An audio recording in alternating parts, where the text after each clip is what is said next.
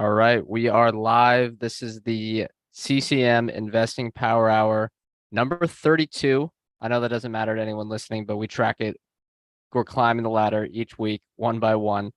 And yeah, any housekeeping items this week? I guess just a few. One, we're changing the time that we do this. This doesn't matter to anyone. The vast majority of people listen on the podcast, but for anyone that actually listens on the YouTube channel, we're doing them at 4 p.m. Pacific time, 7 p.m. Eastern. Just better for our schedules, and I think better for anyone that wants to watch at home as well. Second, we are It not also might doing. help get some people on the show compared to like noon. That's right. Maybe That's right. people are getting off, So we're gonna try to get some more people on the show, get them to come on. Don't have to be on for the whole time. Kind of pop in, pop out, more recurring guest style. That is correct. Yeah. Second, we are not doing the paid shows anymore. I want to keep reminding people about that because I know not everyone listens to every episode we do. We're not doing the paid podcast anymore for the not so deep dive. So those are all free again. Go back and listen to them if you want, and just make sure everything's going to be free now. And third, before we get to the show today, we are doing newsletter recaps, or not recaps, show notes plus charts for all of our not so deep dive stock analysis shows. And those are going to be free included with each episode. So sign up. The link will be in the show notes. That'll be free. Get that delivered to your inbox every morning. It is a great way to pair up the audio or video watching with uh, the stock analysis. You can see all the numbers that are harder to see in audio format. Ryan, one thing to add here. Our newsletter signups have been shooting up, so this message is getting through to listeners. It's Yeah. totally free. It's a great way, as Brett mentioned, to pair it with our not so deep dives, because I know a lot of our not so deep dives, we go through the financials and it can just be a lot of numbers at once and it's kind of annoying. So seeing it visually through charts and explained via the newsletter is always helpful. So I believe we, you know, uh, what are we? We're passing some big numbers now. That's right. I think we passed 1,000. Yes. Thank you to our friends, Stock Market Nerd, the Transcript, who am I forgetting? The Science of Hitting, for recommending the Substack. That they really help out with that. Check out theirs as well. But yeah, definitely check that out. We do a lot of stuff on there as well, and it'll be all free going forward. Before we get to today's episode, we are going to talk about our sponsor, Seven Investing. Use code MONEY to get $100 off your annual subscription for life. That is a 25% discount every year for the life of your subscription, and that is going through the end of 2022. So if you've ever thought about signing up for them, do so today or by the end of this year. And you may know Seven Investing because we talked about them before. They're a stock research service. They do seven picks every month. That's why they are Seven Investing. But on top of that, to narrow down their stuff and make their picks and research in a more timely manner, they do these things called the strong buy portfolio that they update every quarter. So most recently, they did one in October of 2022 this year, where they have $100,000 of equally weighted 20 highest conviction stocks of that moment. So of all the Seven Investing universe, they give you their 20 best buys now. It is a great way to do it. So if you're looking at, say, okay, well, we've had these research reports for the past 2 years or something like that, but the stock market has gone up and down quite a bit. There's been a ton of volatility.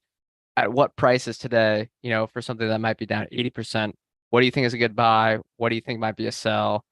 What do you think is a hold? What are your highest conviction ideas? It is a great way to use that. Again, use code MONEY, get $100 off their annual subscription for life at Seven Investing.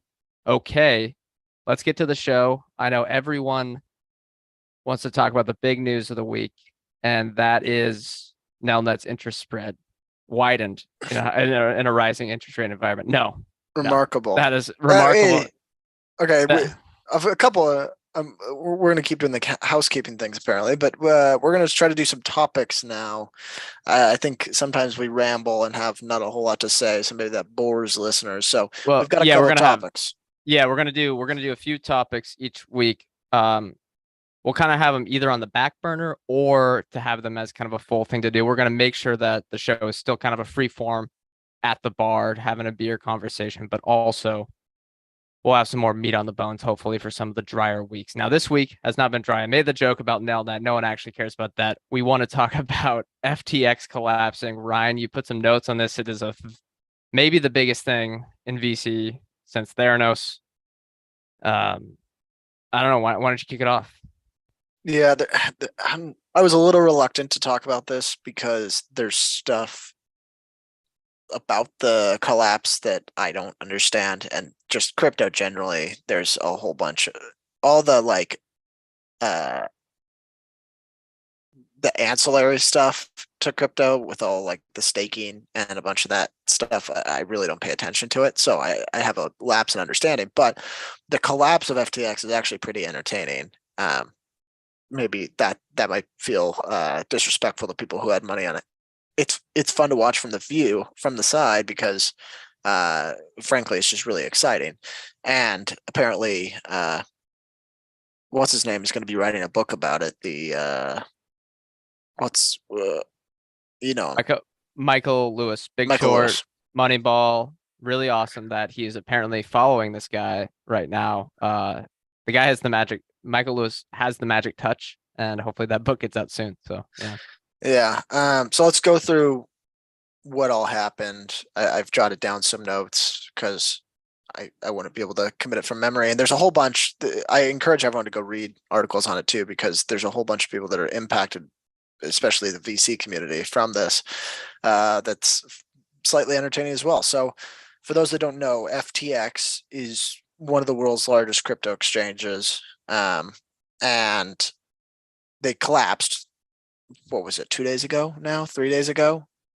And previously, to kind of lay some context, Binance, which is the world's largest exchange, had invested in FTX. This is kind of trying to get to the root of where the collapse came from. So they'd invested in FTX. However, the CEO of FTX, who's sort of this interesting character, I should say. People called him the next Warren Buffett. He was on the cover of a bunch of magazines, kind of like one of the faces of crypto. The Madden curse, the fortune. It's unfortunate. Never go Honestly, on yeah. that. If the likelihood we ever get asked for that is low, but if that ever happens, we say no right away. However, yeah, I wish I could short anyone that's called the next Warren Buffett. I wish I could short them instantly because it never pans out well. But anyway, the CEO of FTX, which is Sam Bankman-Fried, I believe his name is, and the CEO of Binance apparently had a falling out. And the CEO of Binance, he goes by the acronym CZ, the same way Sam goes by SBF. But because this kind of falling out, and they kind of saw the industry differently. Apparently SBF thought that they should try to get along better with regulators, and CZ thought that kind of destroyed the decentralization idea of it. And so because of the falling out, they Binance wanted to sell their ownership and or get rid of it, and they did so in exchange for FTT coins. Now this is where it gets a little wonky because we're playing with Stanley Nichols here, but it's confusing. It is very confusing.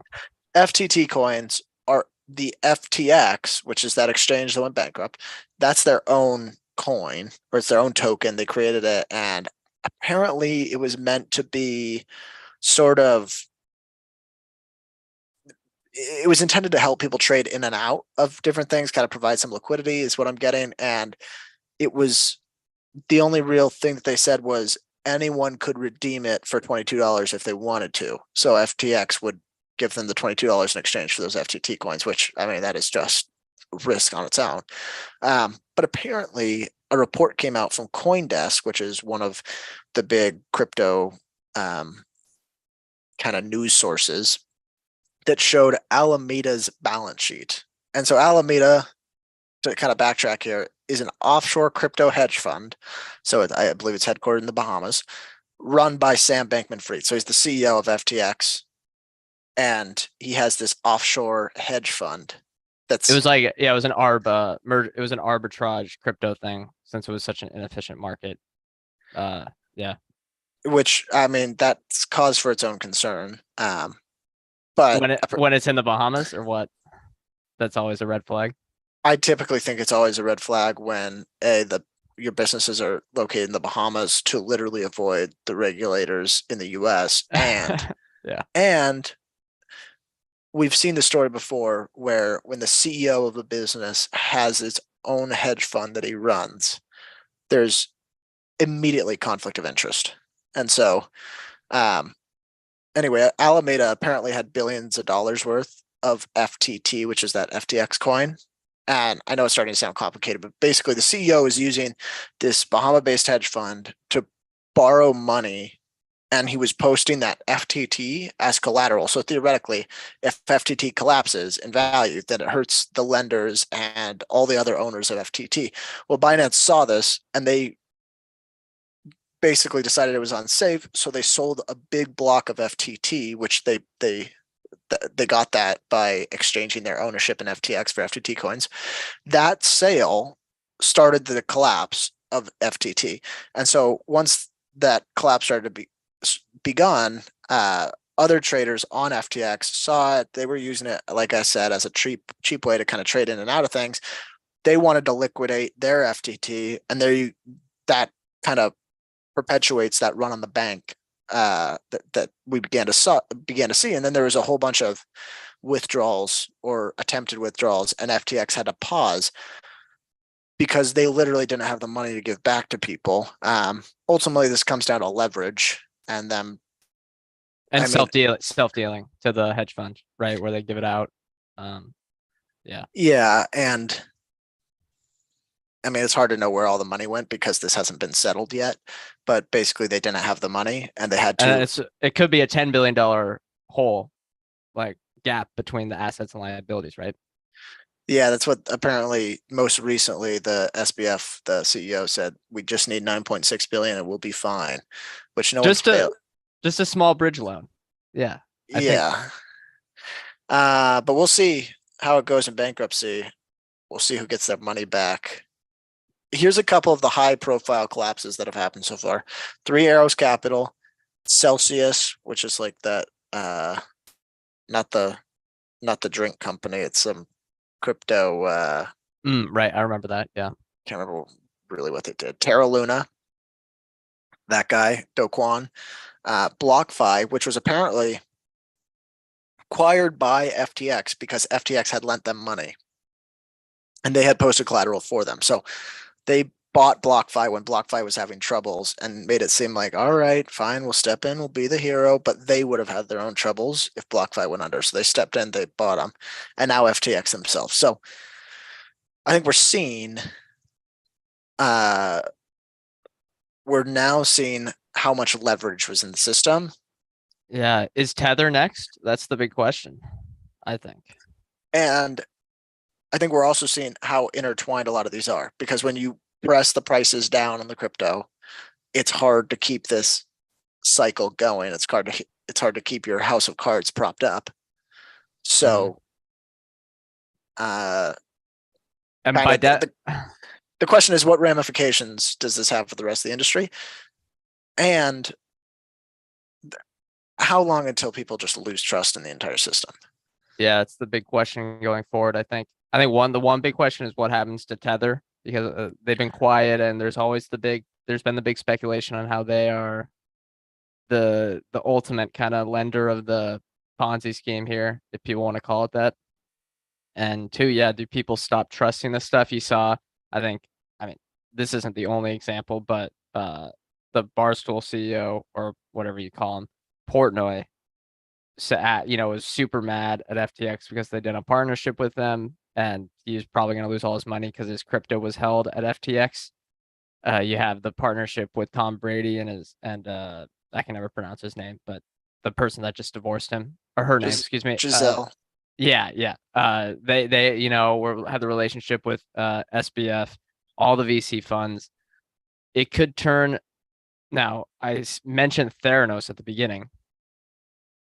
When Theranos went down for the next like 5 years, basically till today, there has been, and probably still to today, any sort of medical technology, not biotech, but like if anyone's, Theranos was kind of the blood testing thing, any sort of startup within that field just got blacklisted, or there was no funding for that available. And that could definitely happen for crypto.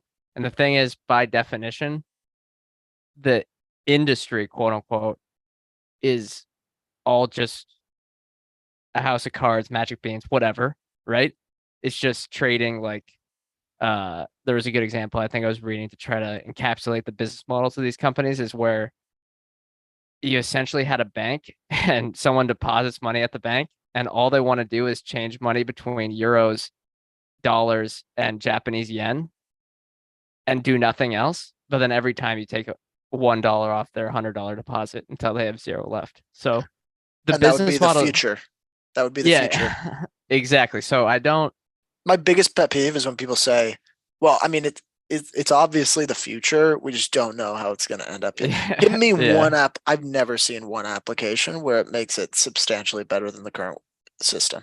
Oh yeah, I agree. The yeah, we don't need to rant on this forever, but the it also is another pet peeve is when someone says, "Well, this is just going to detract from someone building the real stuff in the crypto space." And I've never seen anything real in that space because by definition it's all fake. Uh, so I think the big question is, does this keep going on? And a lot of this stuff is going to zero, right? But is two big questions, I think. Is Tether actually fine? Like, is it the bigger thing that's going to collapse? Which again, go back and listen to our episode with Bennett Tomlin, probably a year ago today, who has predicted all of this stuff. He's one of the few people in the world that actually understands the in and out of all the crypto stuff because they make it complicated on purpose. And he's a thorn in the side of all these fraudulent people. Second, Bitcoin is, different because it's kind of just on its own. Do people, does that have it, does that get affected there? Can Bitcoin go away? Because I know it can go down by a lot, but can it go away? Like we know it's supposed to never be able to go away. I think it'll be a big test. Uh, Yeah. but we sitting here, we're kind of just, it's like watching a movie. We have no idea. It's like, no, not even, it's like watching a mystery. We have no idea what's going to happen. But it's fascinating and did not have that on my bingo card for this week because this guy he had raised so much money. He's on Bloomberg. He's at everything. Everyone loves this guy. And it turns out he was exactly like Elizabeth Holmes, which is how do the VCs let this And the happen? funny thing is, How do they okay, let it happen again? there was a bunch. So SoftBank just invested in them at some ridiculous Well, round. of course. That's implied. That was expected. Sequoia Capital invested in them. But here's the funny part. Sam Bankman-Fried was a big investor in Sequoia Capital. Yeah, that So just he's came just out. giving himself money through Sequoia Capital. Yeah, why? Like, How did they let that happen? it's because everyone around them was telling them it was working. I don't know. No, why do these renowned venture capital funds with decades of history let the founder of one of the companies they're investing in invest in their own funds that they're investing in that company and make this whole circle? I don't want to make a Because if they're offered money, they're going to take it.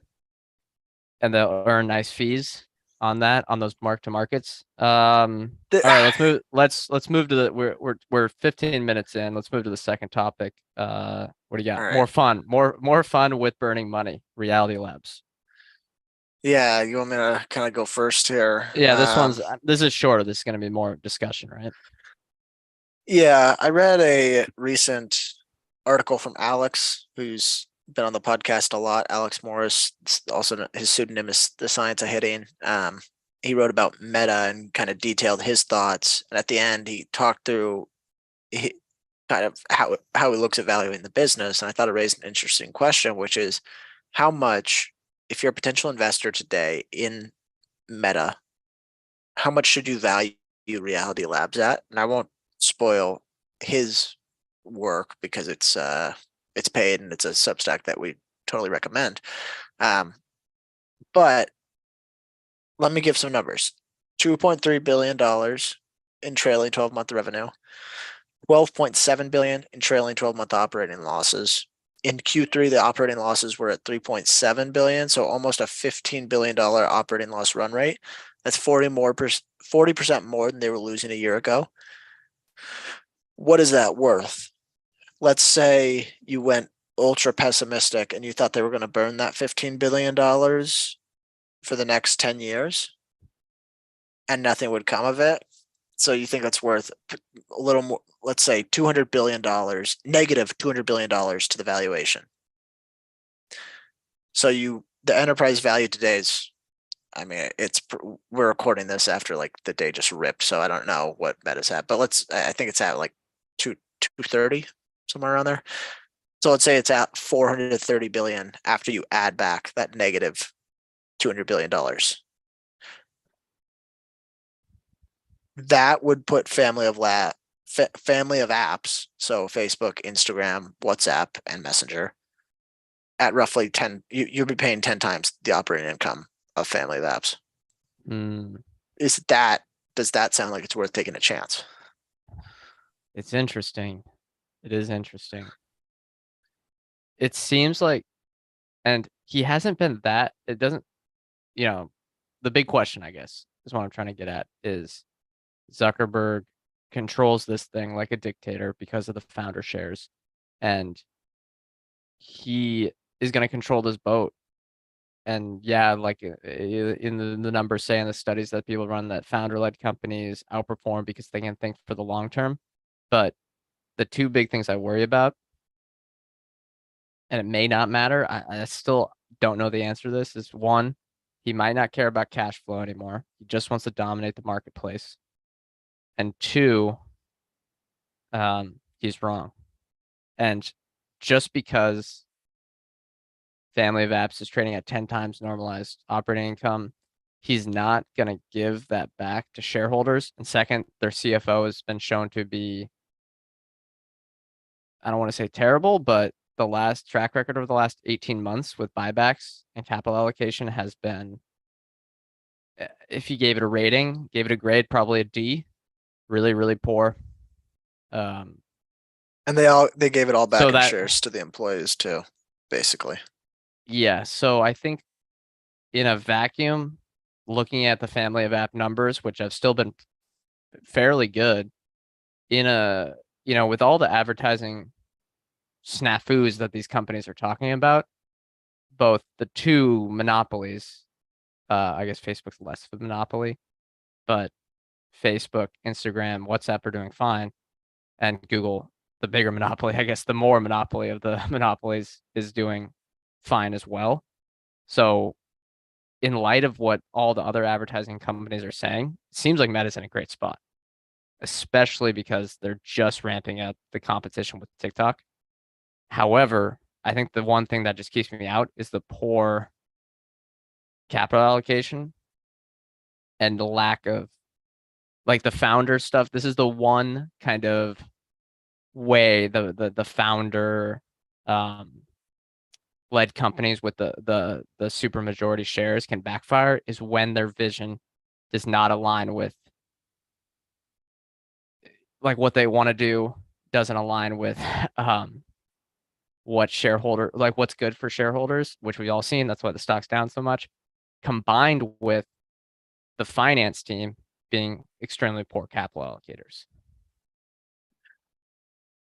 Yeah, the other point that was raised in an interview that I listened to the podcast with Bill Brewster and Matt Cochran, which was a good listen, and they talk about this, is he committing all this capital and investing all these dollars because he thinks long term it's right for the business, or because he thinks it's his moment to stake his reputation on it, to build his platform?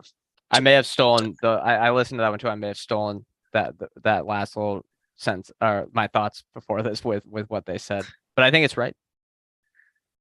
I worry that this is very much like a pride driven decision. Yeah. That I'm Tim Cook can just bully him around with new changes, and he doesn't want to let it happen. The other thing is, oh, go ahead. I think VR is really stupid. I don't think Yeah. consumers want it Have at you all. the numbers on Oculus, the third party numbers and surveys get worse and worse. They get worse. I was just listening to something with someone from The Verge. Uh, I can't even remember what happened, but they basically were talking about Meta, and they were kind of one of the people that are connected to the employees so they can get an inside view. And he was like, well, when it comes down to it, I got an Oculus and I get all the tech because I'm the journalist that's going to write about all this stuff. But I've had zero incentive to play anything but my PS5. So if they can't even get this gaming stuff right, how are they going to, where is the bridge? And And there was the Wall Street Journal basically expose on Horizon Worlds being a complete flop. No one sticks around. Yeah. It's a gimmicky thing. Yeah. So, I mean, but on the other hand, we also saw this week the 10% layoff, which again, we're not cheering layoffs, but they did overhire. We've been talking about how the companies have overhired. You know, we don't want people to lose their jobs, but from an investing perspective, they did overhire. Again, I think, you know, they're doing that now. That could be a good thing. They're leaning up maybe, but when that would be great if the fundamental idea wasn't so flawed, right? If the fundamental idea was great and they were going at something that made sense to try to dislodge the PC console gaming market and then have that longer term vision.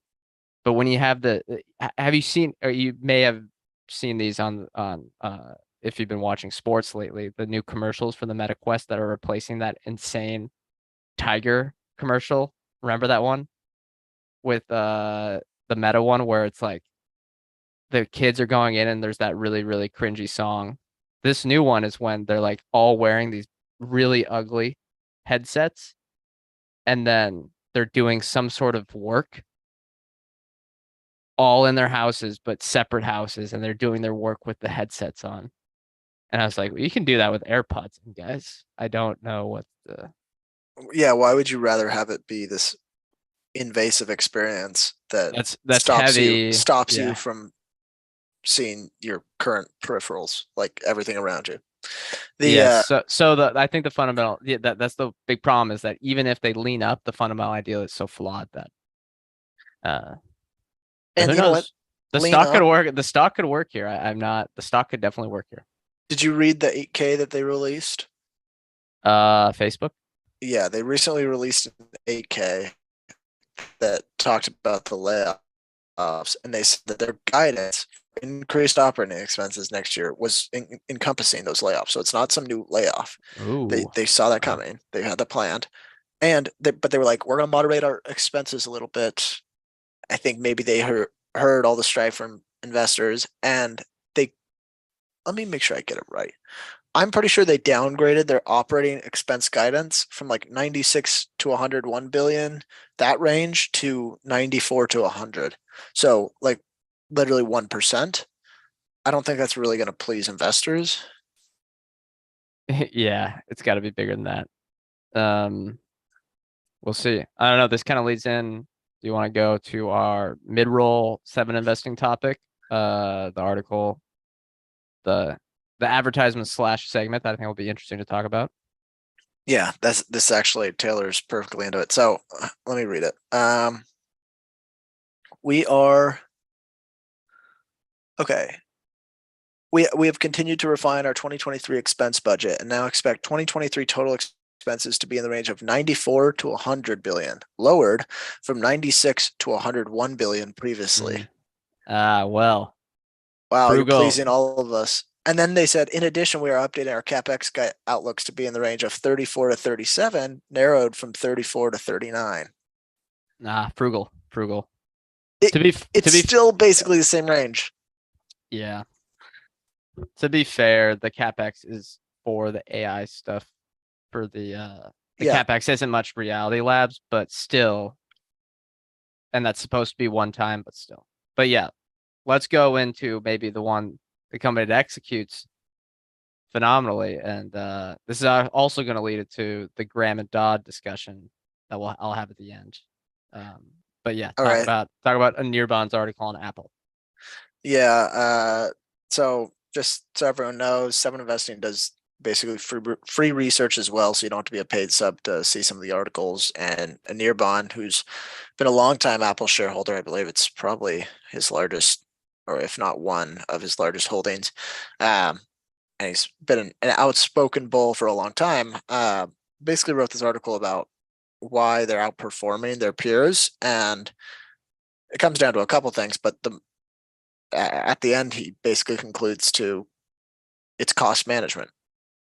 They work really well with a lean team, and this comes right after we saw that video of the CFO, Apple CFO, talking about how lean his team runs, and it was maybe the best thing you could hear if you're an investor. And he was Italian, so it was like an opera singer from investing, for investor speak, where he was just like, "Oh, we have two people," whatever the accent was. Where I don't even know if he's Italian, but Yeah, it was a European accent. And he so what? It's seven people run the treasury it, department, which let's is like just, yeah, I can't two forget, hundred but billion. let's just say they have 10 people or less running their treasury and IR team. So, and it's Apple, so it's The biggest company in the world. hundreds of billions of dollars, yeah, to manage. Um, so yeah, that, I mean, that's great. Yeah, that's why they're so much more profitable.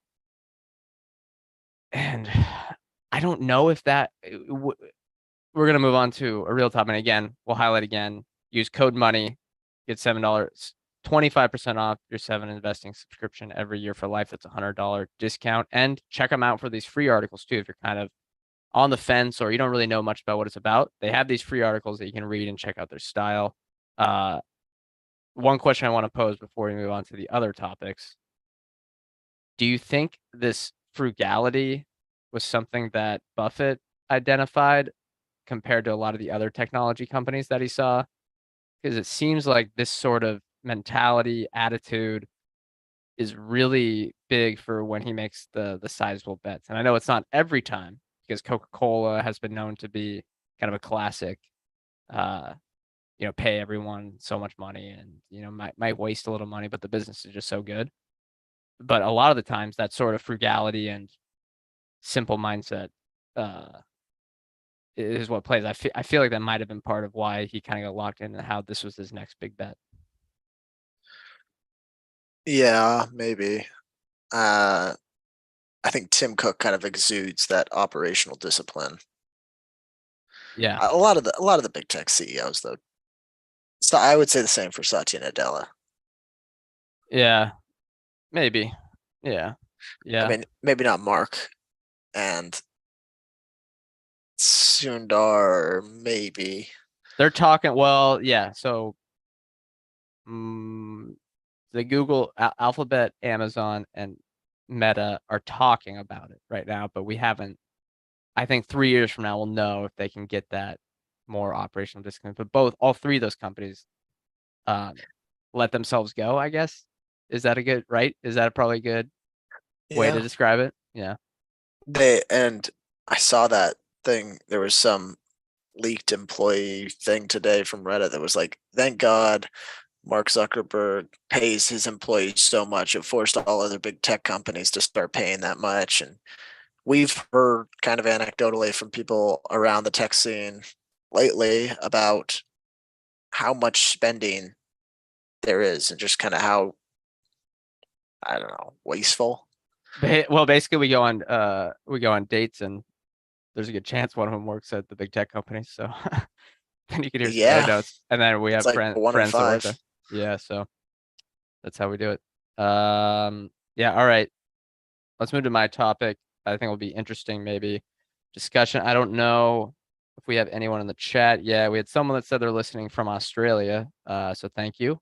That's cool. It's always great to see the international listenership because it makes the show seem way bigger than it is, but it's also very cool to have that. Going global.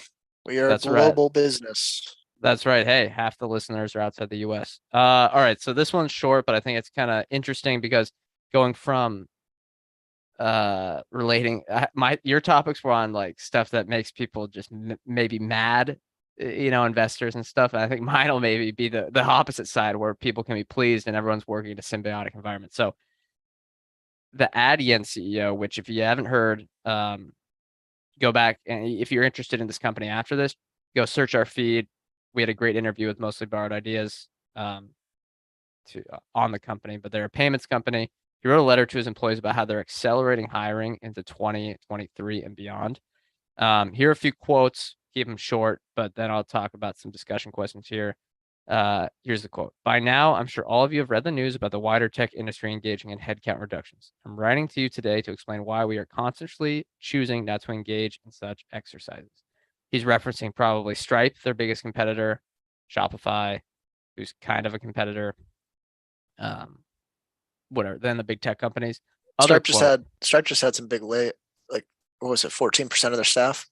14%, something like that, and probably have to do more.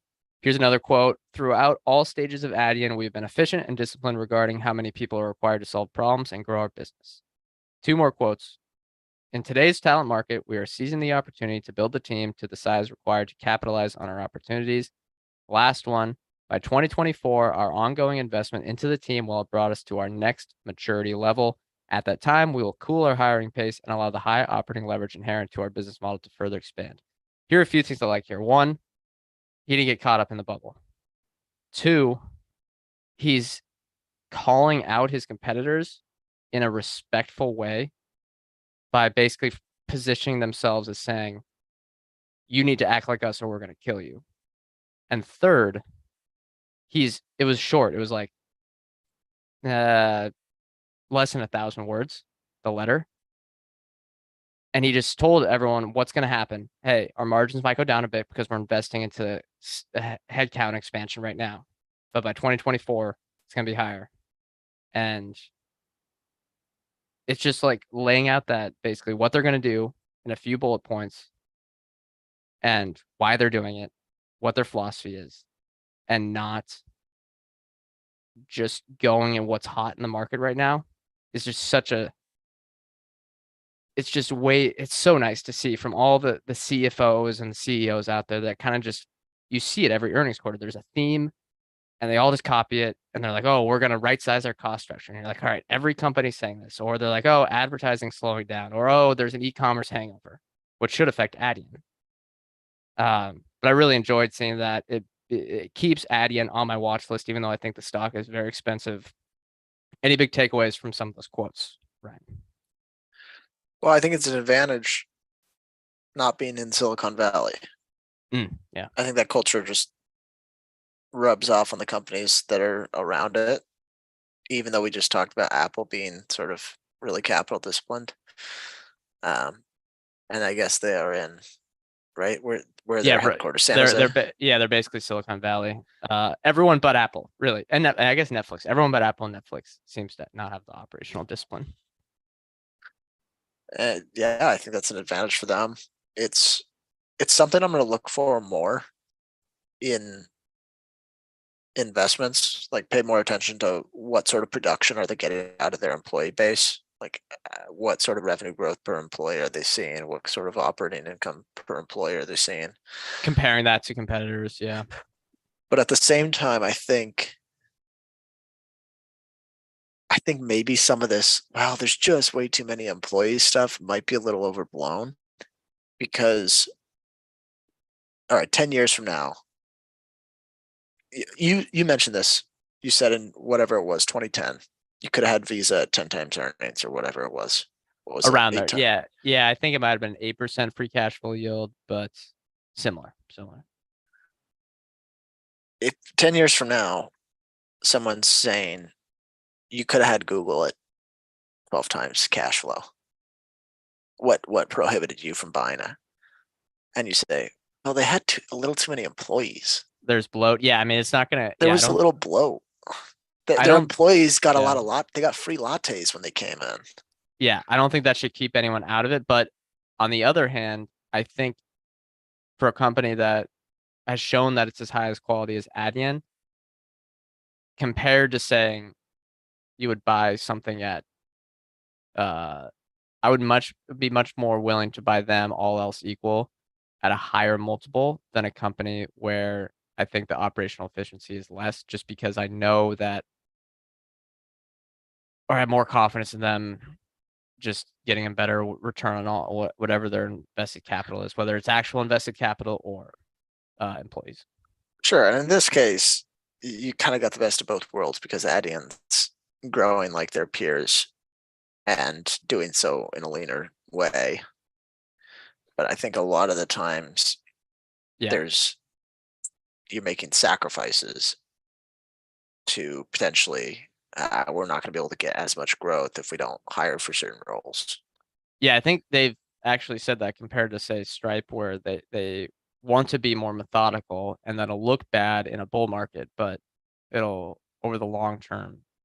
Because the most, I think, when you first invest, and again, we're not veterans or anything here, but I think something you learn from being maybe a rookie to kind of going to more of the middle part of your investing knowledge is, at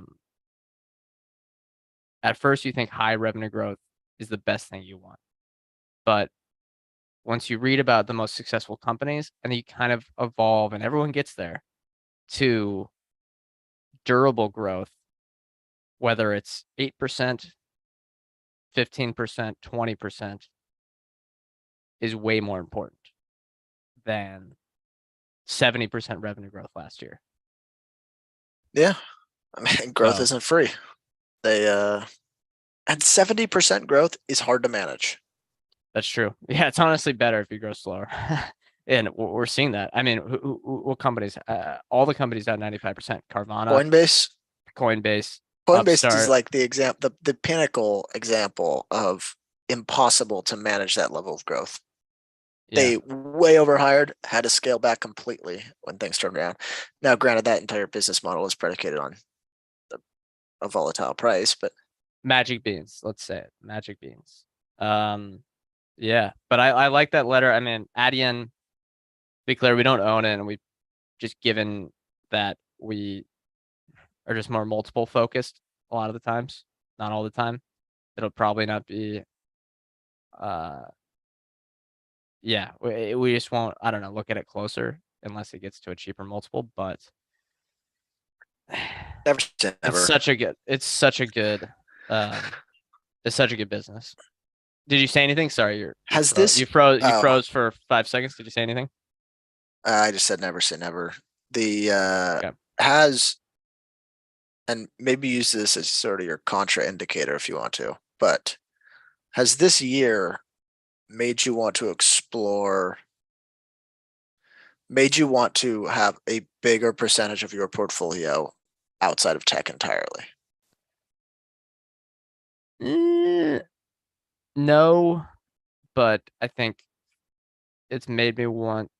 No, no, I don't. I don't think tech. I think that's the wrong way to put it. I think it's just made. We've learned the lesson to focus more on two things: management teams being aligned with shareholders and not just aligned with what the market wants them to say. And second, more aligned on valuation over a 18-month period, maybe, where we don't invest on an 18-month time horizon, but not sizing up a position when there's a big chance or something like that, where 18 months from when you invested, the operating environment might be a little bit worse and the sentiment on the stock could be worse. The 3 to 5 year time horizon could still be intact, but I think that is definitely what's keeping. I don't think tech is specific, although there's been a lot of stuff, like we said, a lot of stuff you could maybe complain about within those industries. I still think there's lots of opportunities in super internet software, what you name it, but just yeah, those two things. Maybe broadening it out, not hitting on tech, but I mean they're probably the ones that had the worst, the most losses, I guess, through this cycle. All right, you've got one more topic. All right, one question before your last topic, but if you had to say which industry outside, so it can't be tech, Well, that's such a broad lens. What is tech? No, you still have to just consumer goods are not tech, and it's software, consumer internet, all that stuff is tech. I'm talking about everything that is not software based. Okay, What that's just would hard to define. what would you define as your best, the industry you know best outside of tech? Oh, good question. Yeah, video games don't count, I guess, because that's software. It's tech. Yeah, but it's not. I'm talking about the physical, very much a physical business, There's not a an lot of atom space business, or there's not a bit space based business, an atom space business. there's a lot of, I mean, look again, I know what you mean, but there's a lot of technology and atoms based stuff. I mean, definitely tobacco, it's nicotine, definitely nicotine. In that, or and I don't like this industry, but apparel I know a little bit. Um, but I know enough that it's bad. So we studied a lot of those businesses, and every time I get a little bit nervous. So yeah, those two. Yeah. What about you? Which industry do you wish you knew more about? Uh, yeah, I mean, it's got to be biotech. That, yeah, got to be. I mean, the opportunity there is just phenomenal. Biotech, pharmaceuticals, whatever, medicine, advanced medicines, all that stuff. Yeah. I feel like that if you know it well, it's such an industry where so many people know it poorly. So many, I mean, so much. Again, there's a lot of risk there, but so many potential hunter beggars. And so many companies that got bid up like they're 100 baggers that I felt like if you knew them well, you would know they weren't. Yeah. Well, there was, yeah, the prices you had to pay in 2020 and whatever. But now with the biotech index down so much, I think there's a lot of opportunity, most likely. All right, let's take your last topic. Yeah, this was a great for some reason, I don't know really what this is, but apparently there's this thing called the Graham and Dodd annual breakfast, and the Todd Combs, the protege, one of the proteges of Buffett, runs it. He had a conversation with Michael Mauboussin. There's a lot of good stuff from there. I'd recommend. I don't know if we'll link it in the show notes. We can find it. Just look up Investment Management Insights or Graham and Dodd Annual Breakfast 2022. There will be a Substack on that, and reach out to us if you can't find it because it's kind of an obscure thing. Let me just. There's a ton of quotes here. I don't think we'll get to them all, but I figured I'd just read some of them and see what you think. And if we don't really have any thoughts, then we can just move on. All right. Ackman asked about morality in investing. I think we'll skip that one. Okay, here's the first quote. And there's a ton of stuff here that one, since we try to copy or learn a lot from the Berkshire team, it's gonna just confirm our biases. But here's the quote. Combs recalled the first question Charlie Munger ever asked him was what percentage of S&P 500 businesses would be a quote better business in 5 years. Combs believed that it was less than 5% of S&P 500 businesses, whereas Munger stated that it was less than 2%. You can have a great business, but it doesn't mean will be better in 5 years. Do you agree or disagree with how minimal Charlie Munger is making that out to be? Because I thought about this a bit at doing the research, and I think it might be a little higher than 2%, but it's not very much. And I think that is a good exercise to go through. I think also kind of adding that, going through that exercise is, will this business be better or worse in 5 years is a great question to ask. Yeah, and maybe how, I guess, how do they define better? Like, will it be larger in No, terms of operating earnings? better is always, and this will get to another quote, better is always widening competitive advantage. That's their definition of better. So the moat has gotten wider 5 years from now. Here's one that, My gut tells me more than 2%. yeah, because some moats are pretty weak. Well, here's a good example that I came up with. For one, we study video games in companies a lot. If you looked at kind of the post GFC era, right around the PS4, Xbox One era, and the resurgence of the PCs, a lot of the publishers because of online, because of internet speeds, were able to make the social aspects and add these network effects to their businesses. All the companies did this: Call of Duty, Grand Theft Auto, the sports games, Fortnite. I'm probably missing some, and that added a huge competitive advantage for them. That has made the industry way more durable than it has in the past because of the social aspect. Those businesses all got better in 5 years, and I think was fairly predictable. So I think, yeah, it might be higher than 2%, but it's a classic Munger quote. So you can expect him to try to be, he likes to make his quotes stick, right? All right. Yeah, I think he wants to sometimes just be overly pessimistic just to be Charlie. Yeah. Okay. Yeah. Here is two things here that apparently one, this sounds just, again, we know that we're team Buffett fanboys and whatever, just laugh at us. But apparently Combs, Todd Combs, the protege, goes over to Buffett's house every Saturday and they just talk about investing in the afternoon or something like that. And here's the two quotes from it. The one question asked daily is to identify the value of businesses they own, is whether the moat is widening or narrowing. And here's the other quote: 98% of what Buffett and Combs discuss is qualitative. Thoughts on that? Kind of, I mean, confirms kind of how we try to look at things, obviously, with a little less skill than them, to put it lightly at the moment. But what are your thoughts?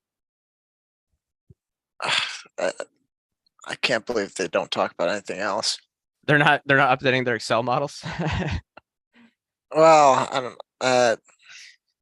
Sometimes it blows my mind how much time Warren commits to this stuff, but He's a bit of a nut. Yeah. And it seems like Combs was, again, he said he spends 16 hours a day in the week running Geico, and then his weekends are dedicated to his portfolio. So, yeah.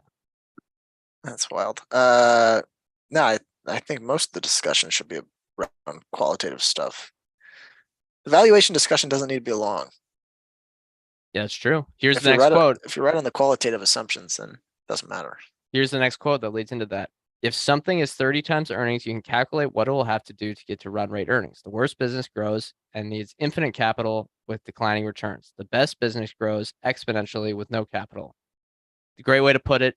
I think that kind of, we've discussed this before, but we try to make this analogy ourselves. And again, it's just copying them, but their own way. As we, at least I like to think about the one, like a company that has to run on a treadmill versus one that has to like float, like they have no work and they just float down the river. Again, it's just two like motion analogies. I think it's similar to how they're describing that there. What are examples of again, we talk about this a lot. What are examples of the best businesses and what are examples of the worst? I think the clear one that's first is commodities. That's the worst because it just goes through the classic capital cycle and everything gets stuck and it's kind of just a zero-sum game. There's no competition. And same with energy, unless you have some sort of competitive advantage with land. And the best Energy businesses, is a commodity. yeah, it's part of it. Yeah, yeah, it's part of it. And the best ones are with exponentially with no capital are a lot of the great um consumer staples brands within addictive products, coffee. Um, I'm not talking about Starbucks stores, but like just coffee in general, caffeine stuff, nicotine stuff, sugary stuff, fatty stuff. Takes minimal capital and you can just grow It's not no exponentially. capital though. Yeah, but yeah, I don't think there's but really a whole lot of businesses could that qualify under that description. with no capital, yeah, but I think again they're exaggerating because you look at, okay, yeah, by definition, like Google search has no capital, but the capital is in the intangibles, which they need. Yeah, Any thoughts? the one that comes to mind is Google. Search, The other yeah. yeah, the other ones are YouTube ones. too. YouTube as well, where everyone does the work for you. Yeah, I mean any of the businesses where it's user generated to attract new users. Or where your customers and suppliers do all the work for you. I think that's a great way to think about it as well. Visa and MasterCard come to mind there. I mean social media businesses generally, your users are doing a lot of the work, Yep. but those returns have been horrible. So I can't think of a social media business that's generated really good returns in the last 7 years. Well, I think Early there was, Facebook doesn't count. yeah, yeah. No, I'm gonna agree with you, and I think it might have gone through a little bit of a capital cycle where everyone loved the industry and so many people are attacking it competitively. Everyone wants to start a social media company. What do you got now? Be Real. All that kind of died. That was kind of like a Clubhouse thing. It has to be unique enough though. It has to be a platform in order to have no capital and grow exponentially. It has to be a platform where the platform sells itself. So kind of that user generated or supplier generated product for you, and defendable that someone can't come up with something similar. Yeah, which is why, again, which is why I think under that definition, YouTube is one of the highest quality consumer internet platforms out there. Maybe the highest quality. Again, their margins might be low, but just from a competitive advantage position, I think it's quite high. All right. Before we end, I want to get some other quotes, but they have one about incentives. I'll skip that one. Because there's some better ones here. Here's a great one for looking at management teams. Quote, a big signaling effect for Combs is when management changes the key performance indicators for which it will get compensated by, presumably because management won't get compensated if the KPIs are left as is. Definitely a great tidbit to look at when you're check out like proxy statements. Most of the stuff is just kind of boilerplate in there, but that's the one part of the proxy statement that you want to look at. That's probably, or the most important thing on the proxy statement, maybe besides total compensation, all that basic stuff. That's sort of like, no, what are they? Did they change that from last year? Just look at that. It's pretty easy too, because it has to be there. Yeah. And it reminds me that not to, sometimes it's easy just to look at the last proxy and say, what are their goals? But look at the previous proxies to see how their goals changed. Have they Yeah, lowered the hurdles for themselves? It's easy to look at just one proxy. or did they change the metric? We look at both. Yeah, yeah, Adjusted. yeah. Did they go from operating income to Adjusted some sort EBITDA. of, yeah, adjusted something because they're gonna make a big acquisition that's gonna be value diluted, but they can adjust out all the expenses. Let's see. Other last quote here. Here's a good one. And it's a good because you get the FOMO here while we're listening to the day where the Nasdaq's up 7%, which is insane. Here's the quote. With Google, for example, Berkshire missed it despite the auto insurance being the number one and number two groups for paid search. Warren was in a position where he had the right information and the unit economics, and yet he still didn't act on that right information. That's why he regards it as such a meaningful mistake of inaction. That's definitely where the biggest regrets come from, is when you're like, I saw it, and then just for some reason was like, just didn't do it. I see that with I see coupon of 20% today, and I'm like, oh, like saw it, didn't, just was like, I'll keep it on the watch list. I think Then they time just will tell whether your coupon was his Google, but I think it's easier to for him knowing how much was being spent by his companies. I think that's one where being being the businessman makes him the better investor and vice versa. I think he could see where a lot of the capital was being allocated, and with the auto insurance businesses paying so much for search, seems like it yeah. should have been a no-brainer. But what's stopping him now? That's what was gonna be my follow up. I mean, it's still there. Yeah, yeah. Cheaper now, But probably than it's ever been. Yeah, no, I think it was at a little bit cheaper, but well, after today, probably not. But I think it was at around 10 times earning coming out of the GFC. But yeah, those are it. There's some other ones. Definitely recommend checking out that, again, Investment Management Insights Substack. Look it up. They just posted it for free. I don't know how you get invited to this meeting, but it seemed nice. Ackman was there talking about sugary drinks. I looked it up. It says inaugurated in 1990, the Graham and Dodd breakfast exemplifies 8 decades of Graham and Dodd tradition at Columbia Business School. Held in New York City every fall, the breakfast brings together alumni, students, scholars, and practitioners for a Damn. forum on current insights and approaches to investing. So, Gotta be in Columbia. Getting into that Columbia MBA school, huh? yeah, which is that probably the most competitive finance? Fine. No. I mean, Harvard Business School, right, would be number one, or Stanford, but Columbia's top for investing, pretty darn good. Um, Although they post all all the right. lectures on, they post all the lectures online now, so you can check those out if you really want, but you don't get to go to the breakfast with Bill Ackman. All right, that's 5 o'clock. It's been an hour. Thank you all for listening. Remember, the Substack link, the newsletter link will be in the show notes. If you want to watch on YouTube, these come out every Thursday, and you can watch them a little bit before they come out on the podcast feed. It's the same exact stuff, but you can just see us on our video on the Zoom talking to each other. We're continuing the engineering software theme this month, and we're going to be having those shows on the stock analysis shows on the not so deep dives under the same feed. Remember, we are not financial advisors. Anything we say on this show is not formal advice or recommendation. We are general partners at Arch Capital, and clients may hold securities discussed in this podcast. Thank you all for listening. We'll see you next time.